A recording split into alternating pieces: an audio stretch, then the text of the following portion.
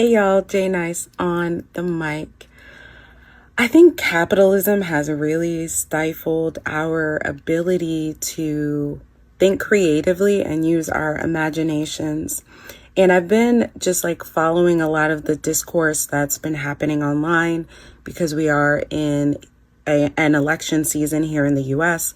And a lot of the focus has been on what is realistic, what is possible, what is not possible. And I think that collectively, a better use of our time is focusing on what type of world do we want to live in and do we want to create? How can we be architects of this world and imagining all of the beautiful things that are possible? How do we create a world that is more loving, that is more just, that is more equitable, that is less oppressive?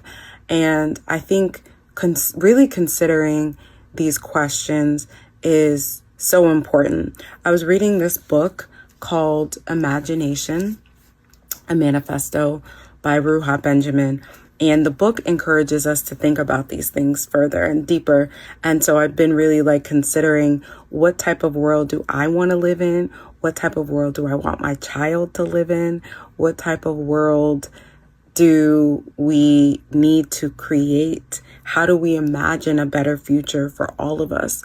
And I think we're so limited in our beliefs of what can be done, what is possible, that we don't even consider and allow ourselves to think about all of the beautiful possibilities and all of the beautiful things that we can create if we are audacious enough and bold enough to just imagine a new and a different reality.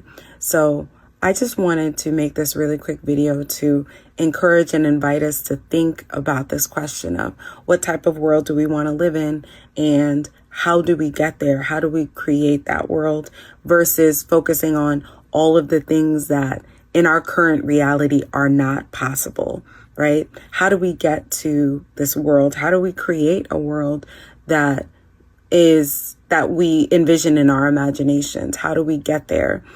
And what must be done collectively and in our communities to create that world? So just wanted to share these thoughts